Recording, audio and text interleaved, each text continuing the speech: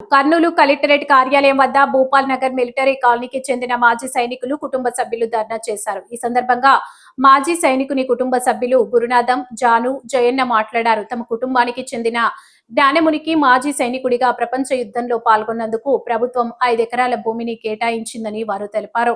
మాజీ సైనికుని భూమిని రవిశంకర్ గౌడ్ ఆక్రమించాడని వారు ఆరోపించారు.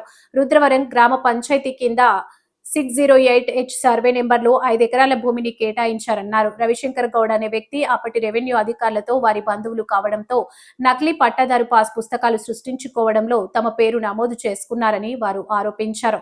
వివిధ రకాల చట్టవిరుద్ధమైన చర్యలకు పాల్పడుతున్నారని, అతనిపై చర్య తీసుకోవాలని జిల్లా కలెక్టర్ కు ప్రజా దర్బార్లో ఫిర్యాదు చేశామన్నారు. ప్రపంచ యుద్ధంలో పాల్గొన్న మాజీ సైనికుని కుటుంబానికి న్యాయం చేయాలని వారు కోరారు. భూ కబ్జా చేసిన రవిశంకర్ గౌడ్ నుంచి తమ పొలాన్ని ఇప్పించి అతనిపై కఠిన చర్యలు తీసుకోవాలని కోరారు. ఈ కార్యక్రమంలో రైతులు, హనుమంతు, గోపాలు, గ్రామ రైతులు అధిక సంఖ్యలో పాల్గొన్నారు.